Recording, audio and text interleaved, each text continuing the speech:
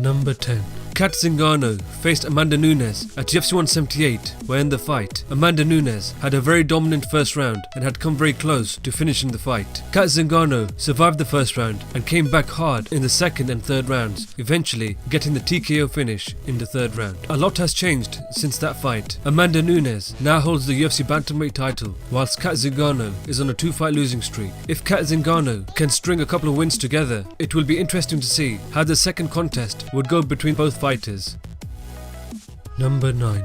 Ronda Rousey was set to defend a UFC Bantamweight title against the number 1 contender at that time, Kat Zingano, at UFC 184. In the fight, Ronda Rousey defeated Kat Zingano by submission via a straight armbar in just 14 seconds of the first round. After the fight, Kat Zingano wanted an immediate rematch, but that didn't happen. Since that time, Kat Zingano has lost to Juliana Pena and Ronda Rousey recently lost to Amanda Nunez. I believe now is the perfect opportunity to book the rematch, as it makes sense for both fighters who are coming off 2 losses and desperately need a win to remain a serious contender in the division. Number 8. Top-ranked middleweights Jacare Souza and Yoel Romero faced each other in a 3-round fight at UFC 194. In the fight, Yoel Romero started off very strong, knocking down Jacare Souza with a spinning back fist and tried to finish the fight, but Jacare Souza survived and slowly came back in the last 2 rounds. After a very close fight, Yoel Romero was given the split decision victory. Many had thought that Jacare Souza had done enough to secure the victory, but the win was given to Yoel Romero. Since that fight, Yoel Romero has defeated former champion Chris Weidman. Jacare Souza has defeated Vitor Belfort and will face Tim Boetsch at UFC 208. Just recently, Jacare Souza has said that he has unfinished business with Yoel Romero and wants the rematch to happen if he is successful at UFC 208. It will be interesting to see how the second contest will go between both fighters.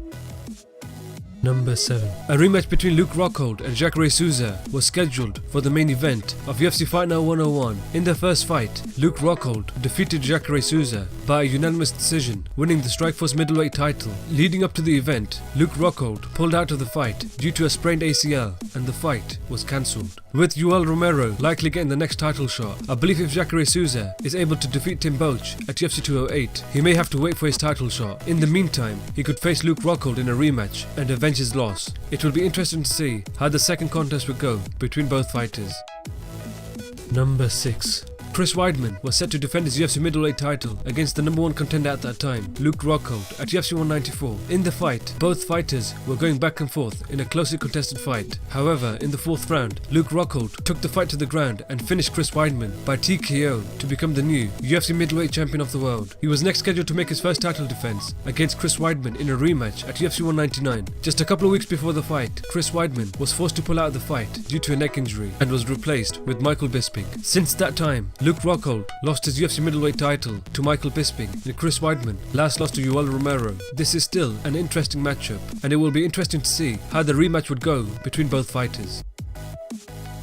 Number 5. Fabricio Werdum was set to defend his UFC heavyweight title against the man who he took his title from, Cain Velasquez, at UFC 196. Leading up to the event, Cain Velasquez pulled out of the fight due to suffering a back injury. Since that time, Fabricio Werdum has lost his title to Stipe Miocic and last defeated Travis Browne. Cain Velasquez has also defeated Travis Browne. Both fighters wanted to face each other again and they were scheduled to face each other in a rematch at UFC 207, where just a week before the fight, Cain Velasquez was removed from the event due to the Nevada State Athletic Commission saying he was unfit to compete. Fabricio Werdum will now face Ben Rothwell at UFC 211. Once Cain Velasquez is healthy, I am sure he will want a rematch with Fabricio Werdum and I hope we get to see it in 2017.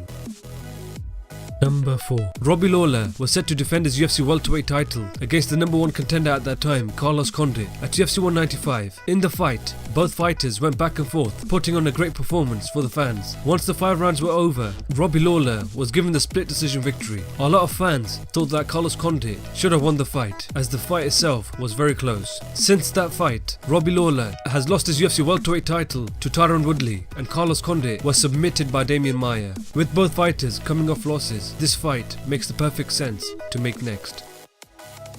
Number 3. TJ Dillashaw was set to defend his UFC bantamweight title against Dominic Cruz at UFC Fight Night 81. Dominic Cruz was making his long-awaited return after recovering from 2 ACL injuries. In the fight, both fighters were going back and forth, and throughout the rounds, it seems as though it was a closely contested fight. After the 5 rounds, the split decision victory was given to Dominic Cruz. After the fight, TJ Dillashaw mentioned that he wanted an immediate rematch, but it didn't happen. Since that time, TJ Dillashaw has defeated Rafael Assunção and John Lineker, and Dominic Cruz defended his title against Uriah Faber and recently lost it to Cody Garbrandt. TJ Dillashaw will likely face the current champion Cody Garbrandt later this year. If TJ Dillashaw is able to win the UFC bantamweight title and Dominic Cruz is able to string a couple of wins together, the rematch will definitely make sense, and it will be interesting to see how the second contest would go between both fighters.